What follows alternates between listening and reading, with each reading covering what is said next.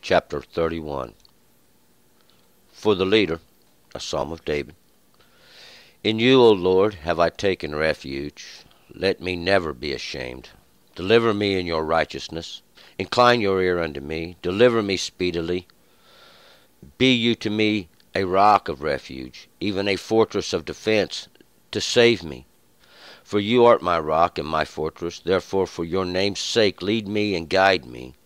Bring me forth out of the net that they have hidden for me. For you art my stronghold. Into your hand I commit my spirit. You have redeemed me, O Lord, you God of truth. I hate them that regard lying vanities, but I trust in the Lord. I will be glad and rejoice in your loving kindness. For you have seen mine affliction. You have taken cognizance of the troubles of my soul, and you have not given me over into the hand of the enemy. You have set my feet in a broad place. Be gracious unto me, O Lord, for I am in distress. Mine eye wasteth away with vexation, yes, my soul and my body. For my strength is spent in sorrow, and my years in sighing. My strength faileth because of my iniquity, and my bones are wasted away.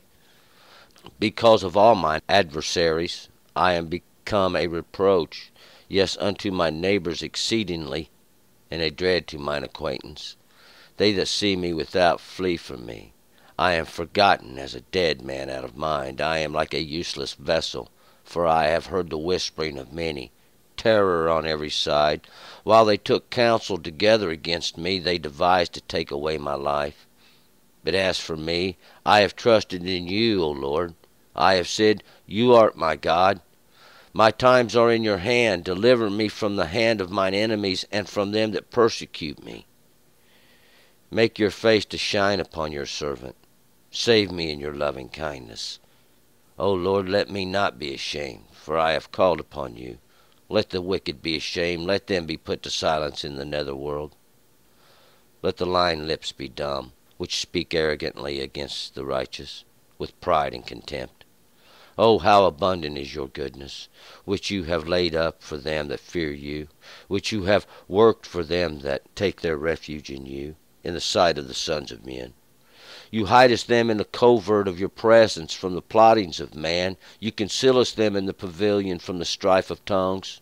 Blessed be the Lord, for he hath shown me his wondrous loving kindness in an entrenched city. As for me, I said in my haste, I am cut off from before your eyes. Nevertheless, you heardest the voice of my supplication when I cried unto you. O love the Lord, all you his godly ones. The Lord preserveth the faithful, and plentifully repayeth him that acteth haughtily. Be strong, and let your heart take courage, all you that wait for the Lord. All right, let's go back up, verse 1. Once again, we have for the leader, that would be God himself, the Almighty, the existing one. A Psalm of David. It's a song, a little singing of praise to the Lord. We'll find out, a calling out of asking favor. We'll find in the beginning. In this peaceful answering, we find that somehow God gives. We're going to pick it up here in verse 2. In you, O Lord, have I taken refuge. Let me never be ashamed. Deliver me in your righteousness. And in the Lord we take refuge. And to take refuge is to hide there. To hide behind God. To hide behind God and his law. To hide behind God's understanding. To take refuge in him. To seek his understanding. Let me never be ashamed. This word ashamed is bush. Bush is a word we could say ashamed. That would be found in embarrassment. To be embarrassed about something we did, or confused, or confounded, and or be found in a state of shame. This is really, it's more like a confusion. Don't ever let me be confused. Deliver me in your righteousness, in your justice. We'll find God's law is the justice. It is the judgment even. It goes forth constantly. 3. Incline your ear unto me, and deliver me speedily. Be you to me a rock of refuge, even a fortress of defense, to save me. Incline your ear. Listen. Deliver me quickly. And this would be a call from one who is on the verge of falling and slipping.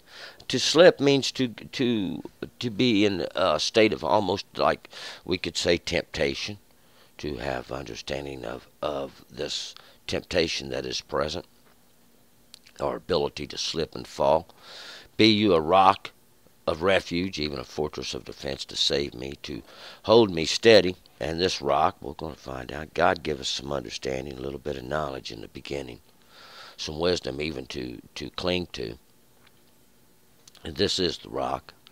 For you art my rock and my fortress, therefore for your name's sake lead me and guide me. And this is how God does lead. This is how God does guide. In these paths of justice, in these paths of righteousness, in the law, in the Torah. The Torah, there's more to the Torah than just what we find written in the book. A lot of people are going to have trouble swallowing that, but it's the truth. There's the understanding that we get within our heart. See, this and that is that oral, that which we hear. That's not written. For you are my. Therefore, for your name's sake, lead me and guide me, and it's for God's name's sake. It's this for the Spirit. God made Himself known. Everybody knows who God is, the God who brought forth Israel out of Egypt. See, this God who made Himself known to the great house. That's what the Pharaoh was back then. It means the great house. Egypt, that land of enclosures. See, they had all this written law, this written word, and they was over. But we'll find out. God set them free by the law. God set them free. 5. Bring me forth out of the net that they have hidden from me, for you art my stronghold. Bring me forth out of the net that they have hidden from me, for you art my stronghold. God is a stronghold, and a stronghold is the place of refuge, this place that we can run into. We'll find out it's through the gates of the law, through the gates of God's understanding, we can enter in and take refuge there. See, and we know God is good to forgive. God is the one who will protect us. He will support us. But bring me forth out of this net. This net we keep hearing over and over and over. A net is a trap. A net is something we can cast abroad over the multitude of the life in the sea and take it up to become like in our understanding, to fish, we can say, for the souls of men. Something we don't want to do. This is not what we do, is fish for the souls of men or try to catch men and take them up in these understandings that we have. See, they should be taken up in the understanding God declared His understanding. God give you the wisdom. God give you the knowledge. It's the law. You should be caught up in this understanding. That's God's knowledge. That's God's. This is acceptable. See, it's like something that's acceptable and the other is not. 6, into your hand I commit my spirit. You have redeemed me, O Lord, you God of truth. Into your hand, into God's works, I commit my spirit. And my spirit is that inside of me. It's not the flesh. It's the inner man. It's my intellect. It's my understanding. It's my will. I commit my spirit. This is my spirit. And my spirit I commit over into God's hands or to God's works. Whatever God wants to do, see. Why? God has redeemed me. God is the redemption. God give me redemption through the law, through the understanding. He says this is what sin is. If you'll do this, you don't sin. I have forgiven you. You shall live. See, the soul that sins, that soul shall die. The soul that turns from his sin, that soul shall live. It's a very simple thing. It doesn't need a whole lot of explanation to it. Then we have the law. That it gives us the definition of sin. We say, well, how should we know what sin is, Lord? If all I don't have to do is not sin and live, what is sin? There we have the Torah. He says, I will speak to your heart. Here's some written law, and I will speak to your heart. God always does. He speaks to our heart and our understanding, a little voice telling us that you should not do that. We've all seen those cartoons. 7. I hate them that regard lying vanities, but I trust in the Lord. I hate those that regard lying vanities, those that cling to these and uphold the ignorance, thinking it's for somebody's good. Ignorance is for nobody's good. Lies are for nobody's benefits. To protect a lie, to protect it in ignorance, sooner or later you're found out. Sooner or later, see, it's exposed by understanding, by knowledge, by truth. And that's who God is, the God of truth, the God of understanding. He's not the God who hides wickedness in fairy tales and legend. 8. I will be glad and rejoice in your loving kindness. For you have seen mine affliction. You have taken cognizance of the troubles of my soul. But I will be glad and rejoice in God's loving kindness, His mercy, His forever love that He extends in the form of a covenant, in the form of an agreement. He follow me, come take this, do this. And it's a very simple thing. God has seen our affliction. God knows the strife we are in, and He gave us the law for our own good. He said, here, let this comfort you. You have taken cognizance. God knows our troubles. He knows the troubles of our soul even. That which we strive against. We fight against the wickedness. We fight against the evil. And it's constantly coming against us because of the lack of understanding in the world. Nobody teaches the law. Nobody got any understanding of it. The inability to grasp it, to do it, seems to be the trouble. But cognizance is to take recognition, to see it, to take notice of it. We don't have to worry about that. God sees everything. He knows what's going on. 9. You have not given me over into the hand of the enemy. You have set my feet in a broad place. You have not given me over to the hand of the enemy. Once again, this enemy David had, these ones that was coming against him, trying to kill him, to slay, not this flesh, his soul. But God had set his feet in a broad place, set my feet in a broad place as well. This broad place, this place God widened out. A little mercy is what it is. It's a little mercy, extended mercy, an extension of a little covenant, a little agreement, see. The covenant is something that the righteous give to or the just, that's God, give to the wicked that they might live.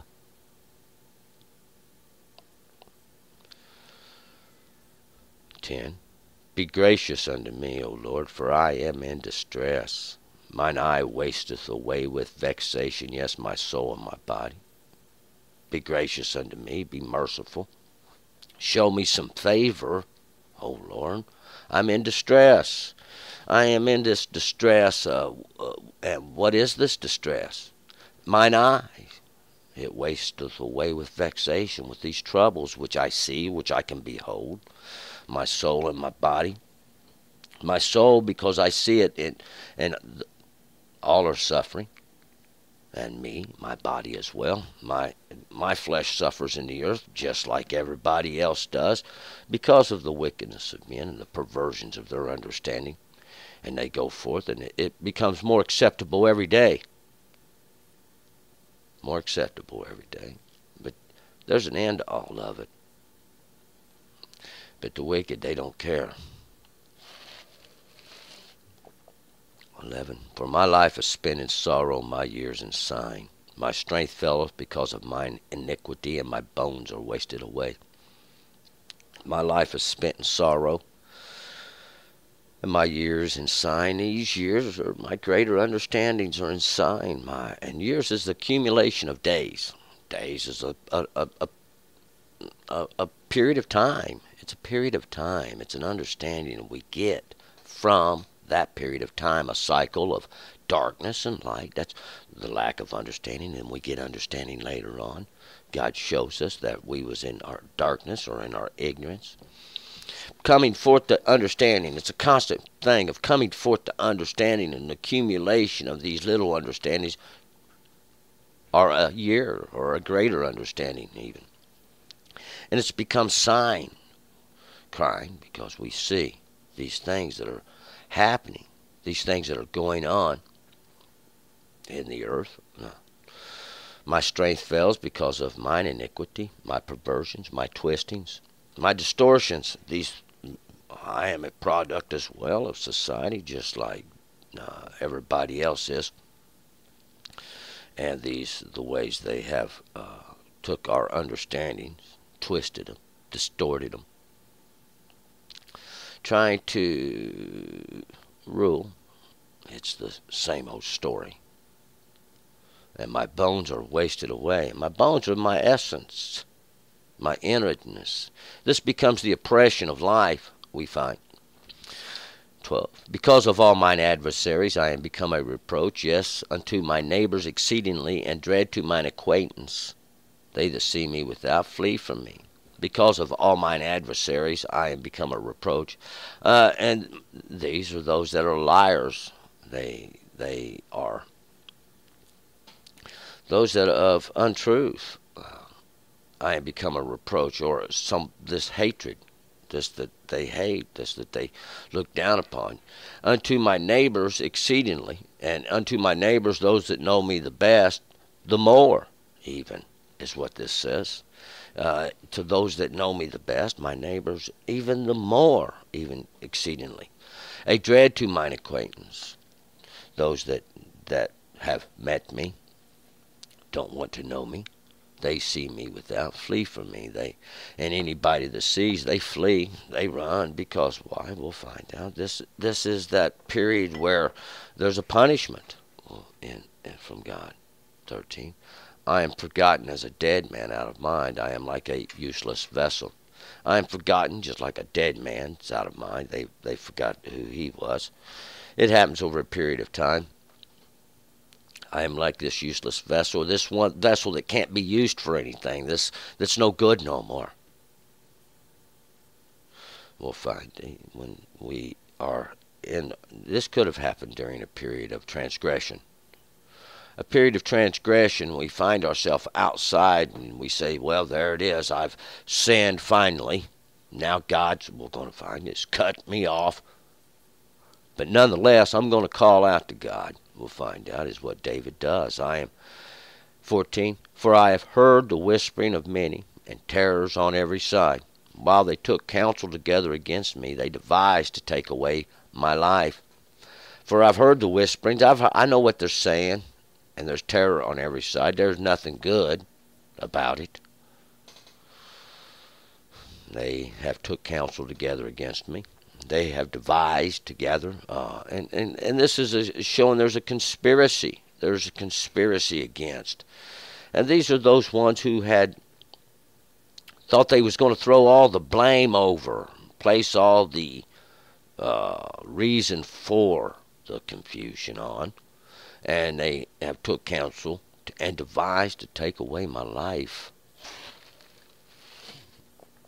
or to destroy me. My life is that by where I live. That would be impossible, we find out, because we live according to the justice of God. 15. But as for me, I have trusted in you, O Lord. I have said, you are my God. But as for me, I have trusted in you. We trust in God, O Lord. I've said that you are God, and this existing one, the Almighty, there is no other. I mean, any image or understanding that men might have is just a figment of their imagination. Probably God helped them along with anyway in their perversion. 16. My times are in your hand. Deliver me from the hand of mine enemies and from them that persecute me. My times or my life, my periods, my understandings even are in your hand, or in your works. They deliver me from the hand of mine enemies. Now deliver me from the works of these of mine enemy, these that have come against me, these that have determined to do harm, determined to do injustice, and from them that persecute me, these that speak against, come against. We'll find out this is because he had been put in that position, taken up that position, and this is what comes with it. 17, make your face to shine upon your servant, and save me in your loving kindness. But make your face to shine upon your servant. This servant, God has many servants. Those that serve God, and all those that observe God, serve God, serve His understanding, serve His knowledge, serve His wisdom. Because they have it, it's part of them, see, and it's inside them, it's with them. And this is that which shines. This is the face shining upon His servant. This He makes known. This that He makes plain. This face, that's something made plain, so we can see it. If we had a rock and we was to put a face on the rock, all we would need to do is just square it off, and that's to face the rock, or to make it plain, make it flat, make it well we can see that's been faced. Same way, same understanding goes with God. This that we can make plain, make level or flat. And it's sure for all, everybody can understand it. It's a very simple thing. 18. O Lord, let me not be ashamed, for I have called upon you. Let the wicked be ashamed. Let them be put to silence in the nether world. O Lord, let me not be put to shame. Don't let me be confused. For I have called upon you. I have called upon you, and that is to, in the same understanding that we would call upon God for His knowledge, we've called upon God for His wisdom to make this plain. This is what makes the wicked ashamed. This is what makes them confounded, because they always got something else to say other than you got to keep the law. You got to do according to the Torah. You got to do according to the statutes and the ordinances of God. Let them be put to silence in the netherworld. Netherworld's at, once again, Sheol. Hell, they call it. You can call it hell. I mean, in a sense, according to, if we look at that understanding, fire and all this, fire is judgment of God. I guess that is what the hell is. It's the lack of blessing. It's trespass. It's violation. It's death. It's the place assigned to death. It's a place given to it. It's appointed to it. It has place. Why? Well, they give it to it. We can take death's place away in understanding. We can take death's place away with knowledge, according to that of God. See, that's the knowledge that gives life. This is the way of life. The knowledge. God said, I'll give you a choice between life and death. Choose life. Choose the law. Choose good. Choose to observe. It's a very simple thing. 19. Let the lying lips be dumb, which speak arrogantly against the righteous, with pride and contempt. Let these lying lips be dumb. Anybody else got anything else to say about it? We know. Common sense lets us know these things. Not everybody, I guess. There's those that are greatly led astray, greatly deceived. These are those, and it's by those that speak arrogantly against the righteous. These that are just, the humble of the earth. We'll find out. They prey on the weak, they prey on the sick, and there's where you find them, in places of weakness, in places of sickness, where death lingers near. And they draw near to tempt the soul with pride and contempt. 20. Oh, how abundant is your goodness, which you have laid up for them that fear you, which you have worked for them that take their refuge in you, in the sight of the sons of men. But how abundant is God's goodness? We'll find out. God's laid something up in store for all those that fear Him, all those that reverence. This word fear, we get to think of fear as in scared to death. That's not what it means. It means reverence. Those that respect him, those respect the goodness of God, that respects his understanding. That they ain't trying to hurt nobody or get nothing from nobody or to look like somebody, to exalt themselves in some way. This is the work. God makes this plain. And once God gives you understanding and knowledge, if you'll just take it up, you already have it. It's in you. I assure you of that. He's going to make these things plain. He does this right here in front of everybody in plain sight. Yet they have eyes to see and they cannot. 21. You hide them in the covert of your presence from the plottings of man. You concealest them in the pavilion from the strife of tongues. But God hides them in the covert of his presence from the plottings of men. Well, they can't get to God's elect because they got the law, they got the knowledge, they got the wisdom, they got the understanding, and they've took it up. This is a covenant, this is an agreement, this is a shield, this is a sword, this is salvation. And this is where God hides them. This is the pavilion that he hides them from the strife of tongues. The strife of tongues is simply the trouble from the mouth. This trouble we get, once again, it's from the words of men. It's from these teachings, these understandings. Everybody's got one. They should be of the law.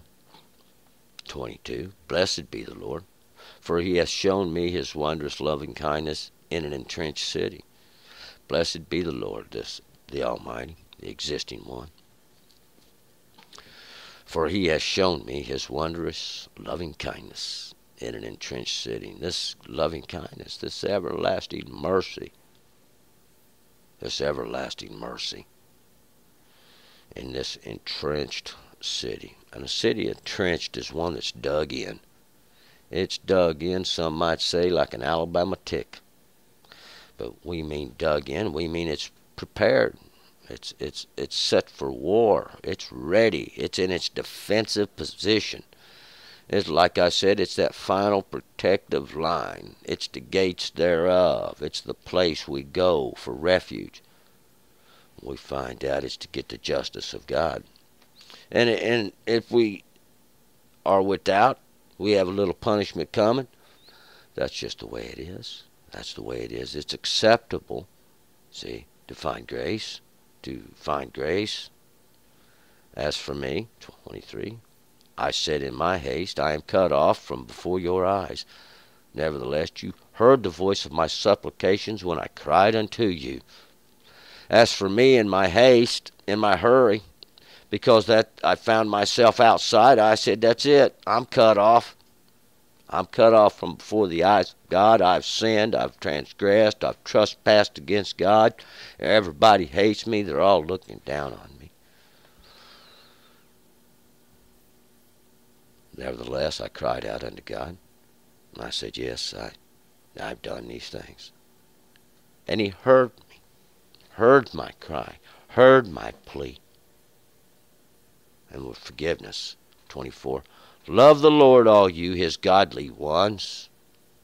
The Lord preserves the faithful and plentifully repayeth him that acteth haughtily. Love the Lord, all you his godly ones, these that keep his law, that keep his commandments, that keep his understandings. Love God, for he preserves you. He preserves the faithful. He preserves you, and plentifully repays him that acts haughtily. And that's coming from one that has knowledge, has experience of being repaid, getting that rightful recompense, being found without. 25. Be strong and let your heart take courage, all you that wait for the Lord. Be strong. Let your heart take courage. Let your heart, these inwardness, your understandings, your intellect, your being, your fiber, take courage. Be strengthened, we'll find out, because God is merciful. God is great. God is always showing his loving kindness through the law. Through the law. Wait for the Lord, hope for the Lord, I believe King James Version says, earnestly expect God's understanding. We're going to find it. It's constantly coming forth. We're going to move forward to chapter 32.